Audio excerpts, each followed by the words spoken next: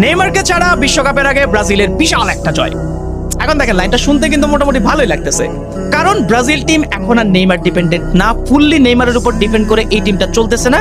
এই টিমে এখন ডিফারেন্ট পজিশনে ডিফারেন্ট স্টার প্লেয়ার আছে, but at the same time এই লাইনটা শুনতে কিন্তু খারাপও লাগতেছে।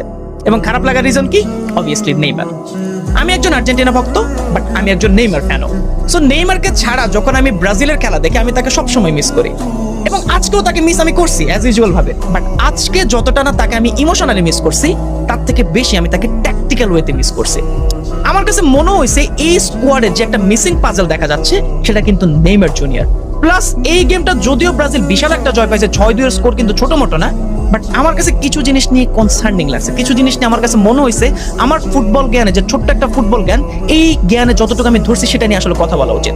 এখন দেখেন, আপনি যদি ওই ফ্যান হয়ে থাকেন যে অলরেডি কমেন্ট করে ফেলছেন যে আর্জেন্টিনার জার্সি গায়ে তুমি আসছো ব্রাজিলের ভুল ধরতে, তুমি তো কার্লো আনচেলত্তির থেকেও বড় কিছু হয়ে গেছো, তোমার তো বাংলাদেশের কোচ হয়ে যাওয়া উচিত, তাহলে প্লিজ স্কিপ দ্য ভিডিও। আমি আপনার জন্য এই ভিডিওটা বানাইতে আসি নাই, আমি আপনার জন্য ভিডিওটা বানাইও নাই। আমি ভিডিওটা বানাচ্ছি শুধুমাত্র আমার ব্রাজিল সমর্থিত K6 সিন্ডিকেটের মেম্বারদের জন্য, আমার ভাই ব্রাদারদের জন্য।